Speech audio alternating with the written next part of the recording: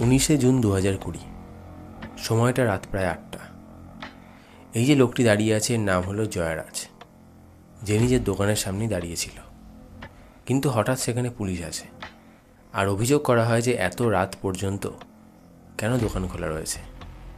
কারণ সেই সময়টা ছিল কোভিডের সময়, যখন সরকার থেকে এই নিয়মটা করা হয়েছিল যে রাত 8টার পর দোকান খোলা রাখা যাবে না। আর এই ছোট্ট অভিযোগটাই জয়রাজকে এমন এক জায়গায় নিয়ে যায় যেখান থেকে সে আর কোনোদিনও ফিরে আসতেই পারেনি। বন্ধুরা, আজকের এই ভিডিওতে আমরা জানবো জয়রাজ, যার বয়স ছিল 59 বছর, এবং তার ছেলে বেনিক্স, যার বয়স ছিল 31 বছর, তারা থানার ভেতর থাকা সত্ত্বেও কিভাবে মারা গেল। তো চলুন ভিডিওটা শুরু করা যাক।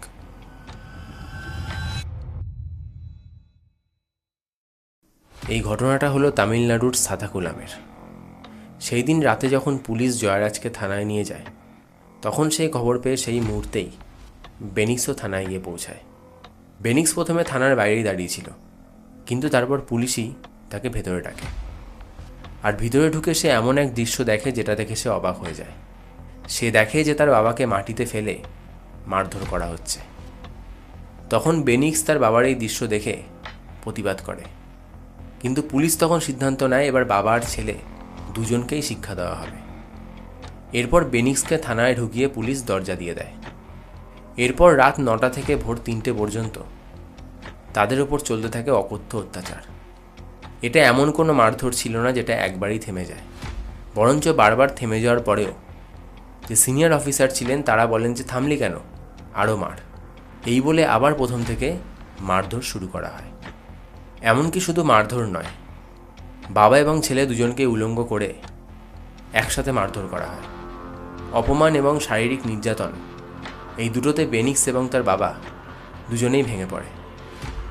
বেনিক্স এবং জয়রাজের রক্তের দাগ থানার দেওয়াল এবং মাটিতেও পাওয়া যায়, এবং ডিএনএ টেস্ট করার পরে এটা প্রমাণিত হয় যে এটা বেনিক্স আর জয়রাজেরই রক্ত।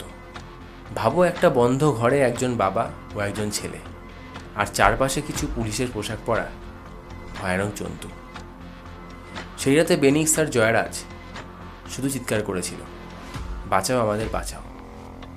কিন্তু তাদের কথা কেউ শোনেনি। পরদিন সকালে যখন বেনিক্স ও জয়রাজকে হাসপাতালে নিয়ে যাওয়া হয়, তখন তাদের এতটাই রক্তক্ষরণ হচ্ছিল যে তাদের বারবার বেনিক্স ও জয়রাজের কাপড় বদলাতে হচ্ছিল।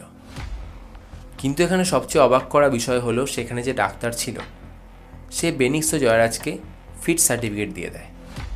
আর অবিশ্বাস্যভাবে যখন তাদের ম্যাজিস্ট্রেটের সামনে তোলা হয়, তখন ম্যাজিস্ট্রেট তাদের চেক না করেই জেলে পাঠিয়ে দেয়। আর এমনটা ঘটার সবচেয়ে বড় কারণ হলো কোভিড-19।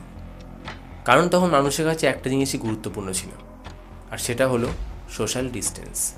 তাই ম্যাজিস্ট্রেট তাদের দূর থেকে দেখেই জেলে পাঠানোর নির্দেশ দেয়। সেই দিন কেউ তাদের কথা শোনেনি, না আইন না ডাক্তার। এরপর তাদের পাঠানো হয় জেলে, আর ততক্ষণে দুজনের শরীরই পুরোপুরি ভেঙে পড়েছে।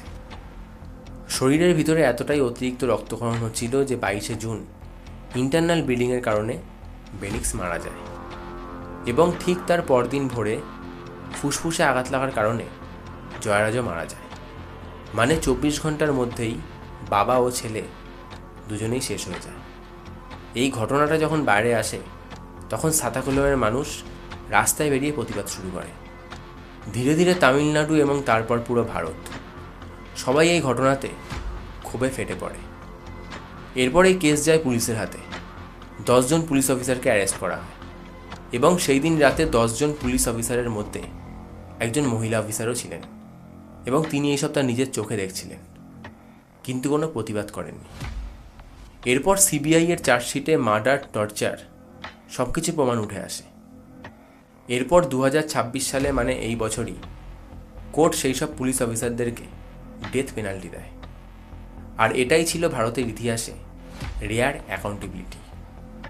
এই গল্পটা শুধুমাত্র ক্রাইমের না, এটা সিস্টেম ফেলিওর এবং হিউম্যান ফেলিওরের, যেখানে সিস্টেমের সাথে সাথে মানুষও বেনিক্স এবং জয়রাজকে বাঁচাতে পারল না। বেনিক্স এবং জয়রাজ এই দুটো শুধুমাত্র একটা নাম না, তারা একটা প্রশ্ন। আর প্রশ্নটা এটাই, আইনের কাছে কি আমরা সত্যি নিরাপদ? এই বিষয়ে আপনার কি মতামত কমেন্ট করে অবশ্যই জানাবেন। দেখা হবে নতুন কোনো ভিডিওতে। ভালো থাকুন, সুস্থ থাকুন আর সতর্ক থাকুন।